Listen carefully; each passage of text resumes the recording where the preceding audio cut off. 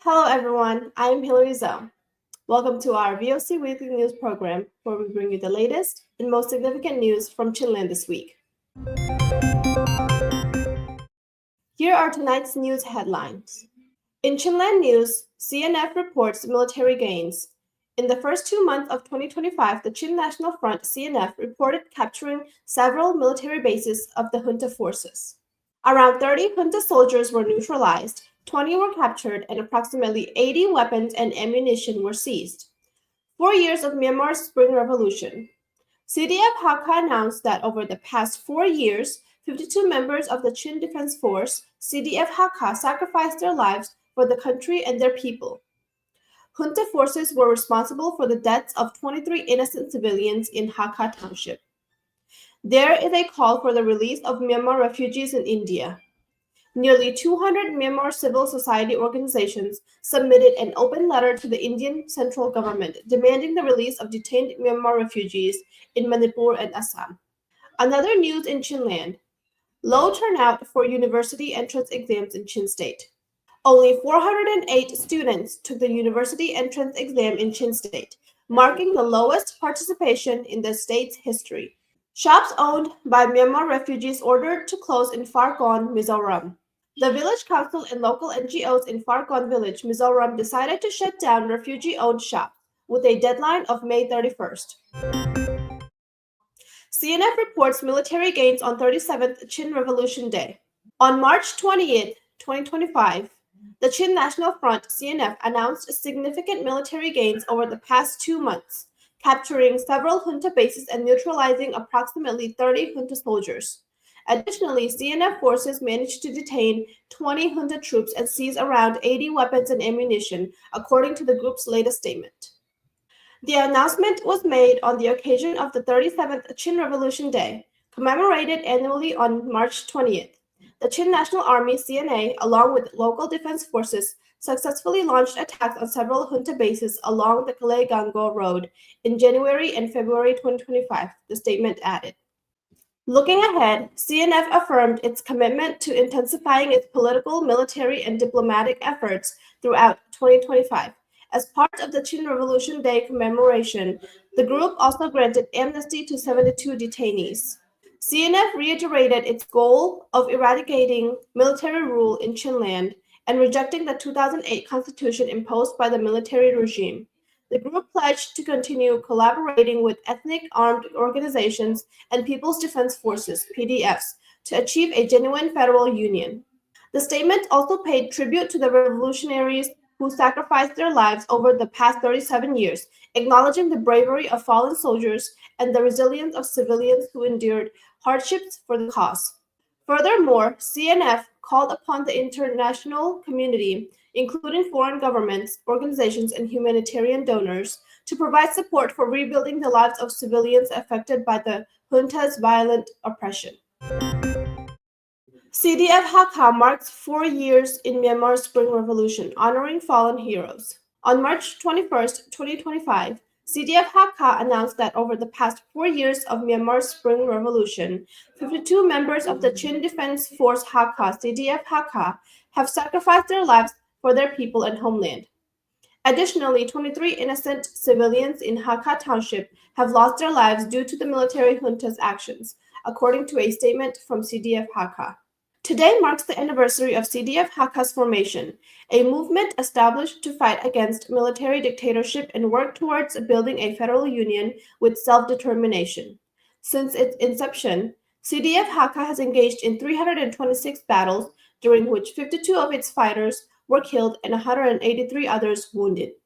During the 4-year revolution, Hakka Township witnessed the tragic loss of 23 innocent civilians due to the junta's brutality. The military also burned down 260 homes, and over 1,000 civilians were arbitrarily arrested and subjected to torture, according to CDF Hakka. The resistance group reported that the junta launched 19 military offensives in Hakka Township, with 17 of them being repelled through armed clashes. Additionally, CDF Hakka carried out 150 military operations within Hakka town alone. Beyond Hakka, CDF Hakka participated in 8 battles against junta convoys in other townships and took part in 12 offensives aimed at capturing enemy bases in town. CDF Hakka reaffirmed its commitment to fighting until the revolution's victory, vowing to stand alongside the people and other revolutionary forces. The group also urged the public to continue supporting the resistance in the fight for national liberation and freedom. Myanmar civil society groups urged India to release detained refugees in Manipur and Assam. On March 20th, 2025, nearly 200 Myanmar civil society organizations sent an open letter to the Indian central government, urging the immediate release of Myanmar refugees detained in India's northeastern states of Manipur and Assam. The letter calls on the Indian government to halt the arrest and imprisonment of Myanmar refugees fleeing conflict and to ensure their dignity and right to live freely. It also demands the immediate release of all detained refugees. Currently, 147 Myanmar refugees are reportedly being held in prisons across Manipur and Assam. Among them are pregnant women, newborn babies born in prison, school-age youth, and at least 52 women. Additionally, 12 elderly individuals with chronic illnesses are also in detention. One of the detainees, 57-year-old U Aung tragically passed away on March 10, 2025, due to inadequate medical care in prison.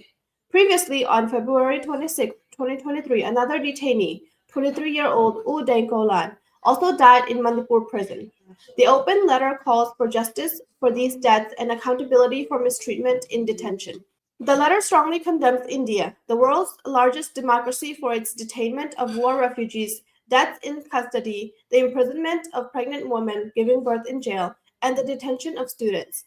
It highlights these actions as clear violations of human rights. The organizations urge India to uphold democratic values and respect long-standing ties between the Indian and Myanmar people by immediately releasing all detained Myanmar refugees.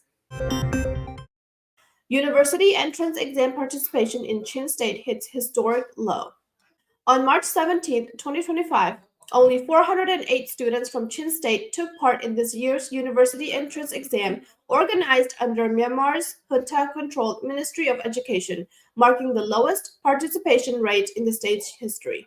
For the 2024-2025 academic year, the university entrance exams were held in just 2 exam centers across the Chin State, Hakka and Thidim. In Hakka, out of 398 registered students, only 260 sat for the exam. In Thidim, 148 out of 158 registered students took the test. Before the military coup, thousands of students from Chin State sat for the annual university entrance exams. However, participation has drastically declined each year since the coup. Last year, only 435 students from Chin State took the exam. Nationwide, Rakhine State recorded the lowest number of exam participants, followed by Chin State as the second lowest. The junta's Ministry of Education reported that a total of 208,889 students across Myanmar took the university entrance exams, which are scheduled to be held from March 17 to 22, 2025. Myanmar refugees in Mizoram's Farkon village ordered to shut down shops. On March 15, 2025, local authorities in Farkon village, Champhai district, Mizoram, have ordered Myanmar war refugees to close down their shops, according to reports. The Farkon Village Council, VC, and various local civil society organizations under the All NGO Group held a meeting on March 15th and agreed to prohibit refugees from running businesses in the village. The decision states that Myanmar refugees will no longer be allowed to open shops, and those currently operating businesses must close by May 31st, 2025.